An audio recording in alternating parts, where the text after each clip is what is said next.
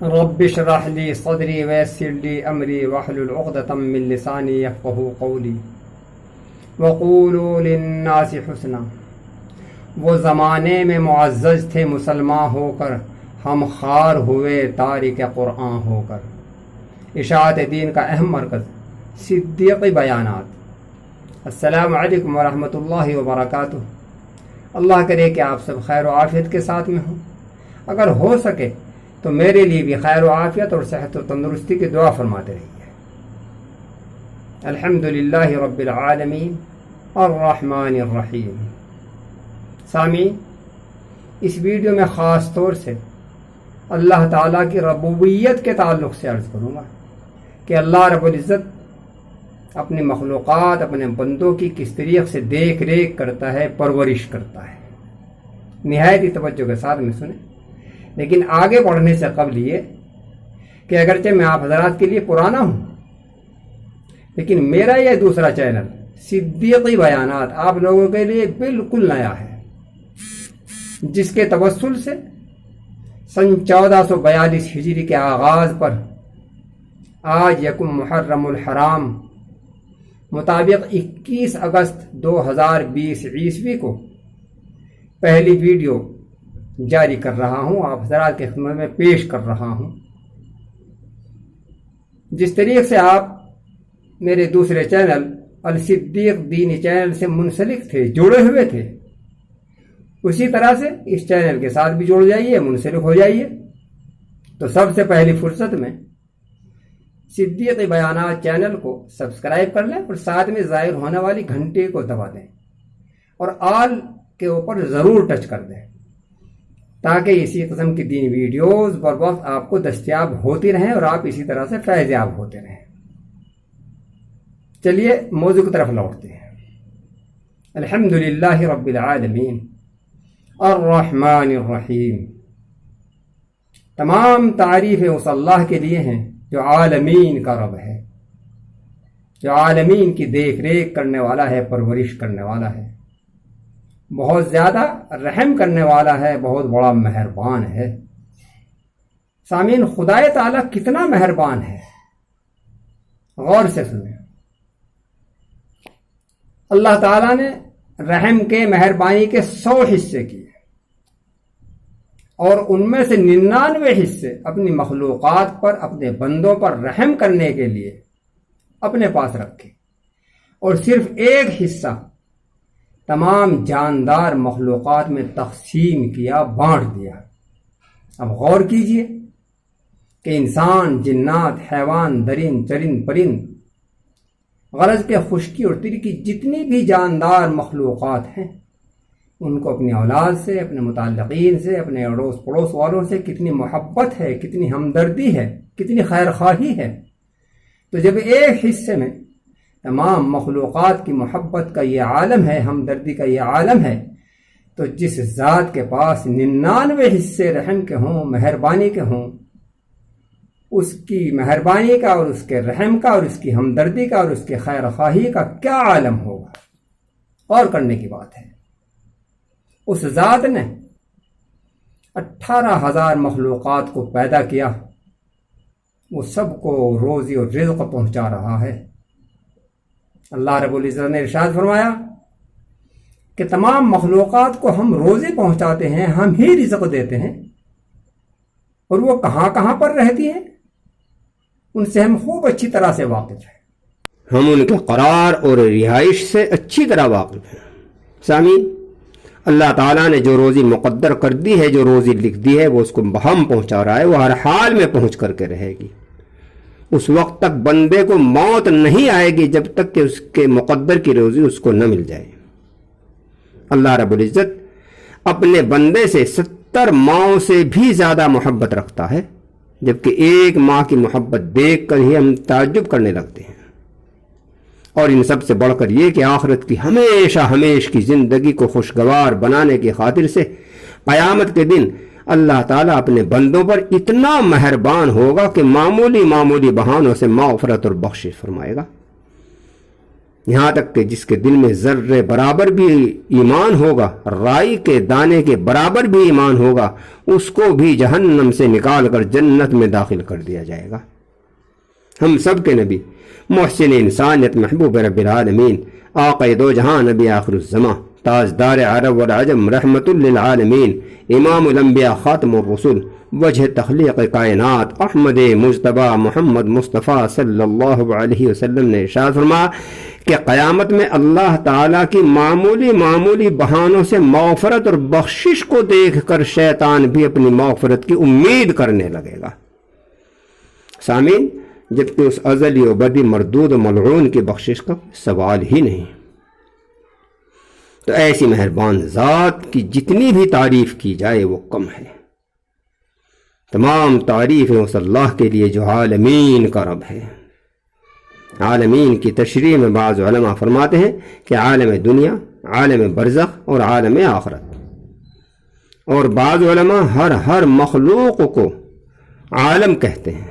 فرماتے ہیں کہ عالم انسان، عالم جنات، عالم چرند، عالم پرند، عالم حیوانات، عالم جمادات، عالم ملکوت وغیرہ وغیرہ۔ خیر، اللہ تعالیٰ عالمین کا رب ہے۔ اسی نے سب کو پیدا کیا، وہی سب کو روزی پہنچاتا ہے، وہ سب کی پریشانیاں، مصیبتیں، دکھ درد دور کرتا ہے، وہی سب کی دیکھ ریکھ کرتا ہے۔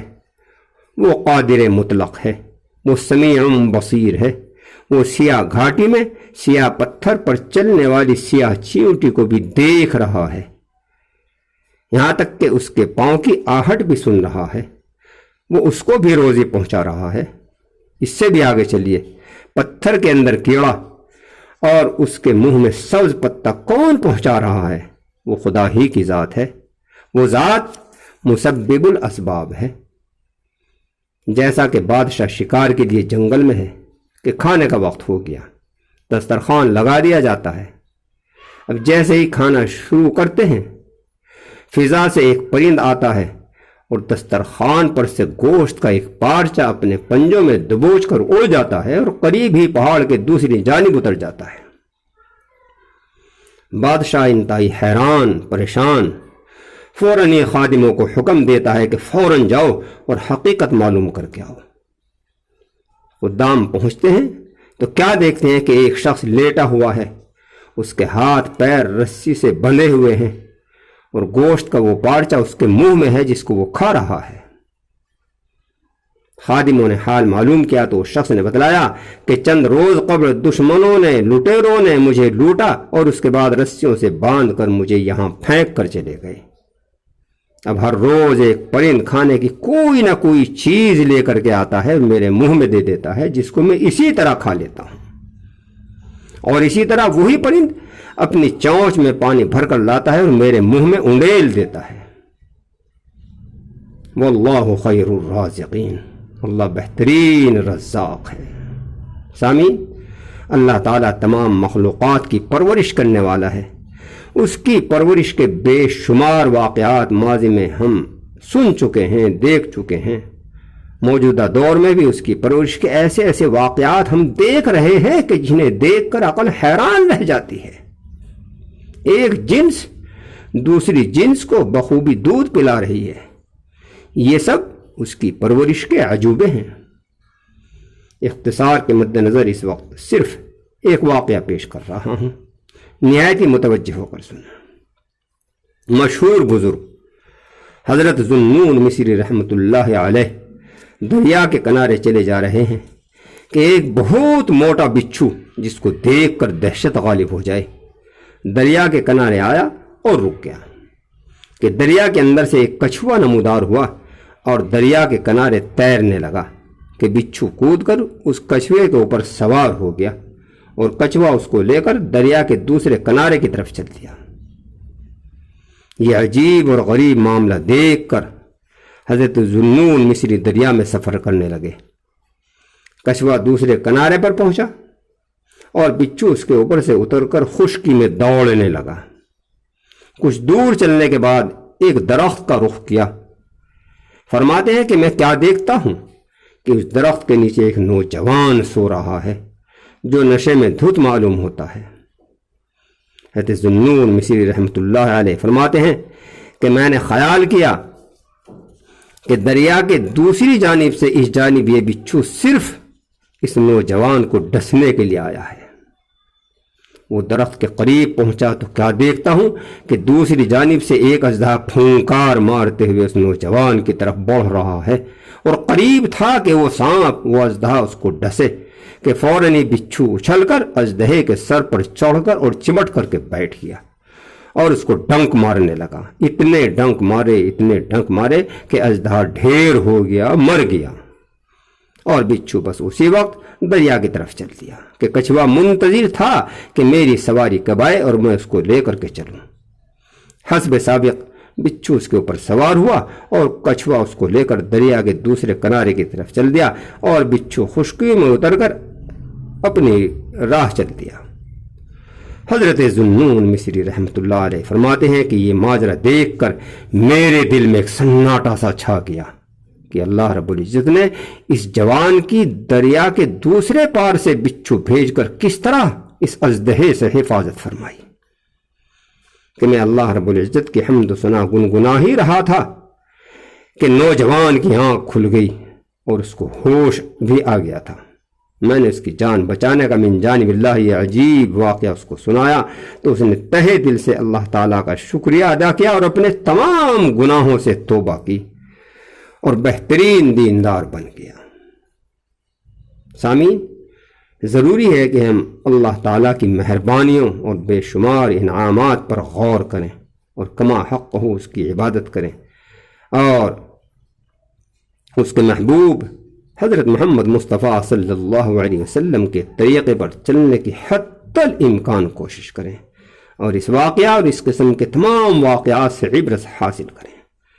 یا اللہ ہمیں توفیق عطا فرما، ہمیں ایمان کامل، یقین کامل، استقامت فی الدین نصیب فرما، اور ہمارا خاتمہ بالخیر ایمان کے اوپر فرما، آخرت کا عیش و آرام نصیب فرما، دونوں جہاں کے مصائبات سے، عذابات سے، پریشانیوں سے، دشواریوں سے، ذلت سے، رسوائی سے ہماری حفاظت فرما، آمین یا رب العالمین۔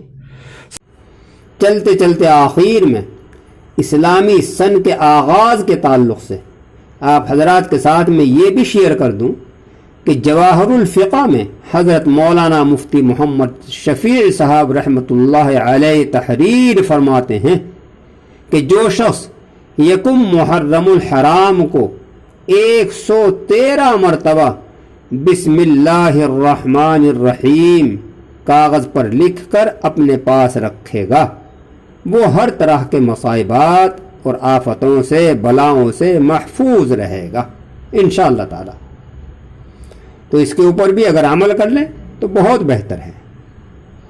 سامعین، اس اہم ویڈیو کو اپنے متعلقین کے ساتھ میں شیئر کر کے عند اللہ اجر عظیم حاصل کریں، ہو سکے تو اس کو لائک بھی کر دیں، اور یہ خیال نہ کریں کہ ہم نے چینل کو سبسکرائب کر رکھا ہے، کافی دنوں سے ہم اس چینل سے جڑے ہوئے ہیں، بلکہ یہ میرا دوسرا چینل ہے صدیق بیانات، لہذا بھی ضرور اس چینل کو بھی سبسکرائب کر دیں اور ساتھ والی گھنٹی کو دبانے کے ساتھ ساتھ آل کے اوپر بھی ٹچ کر دیں۔ جزاکم اللہ، وآخر دعوانا ان الحمد للہ رب العالمین۔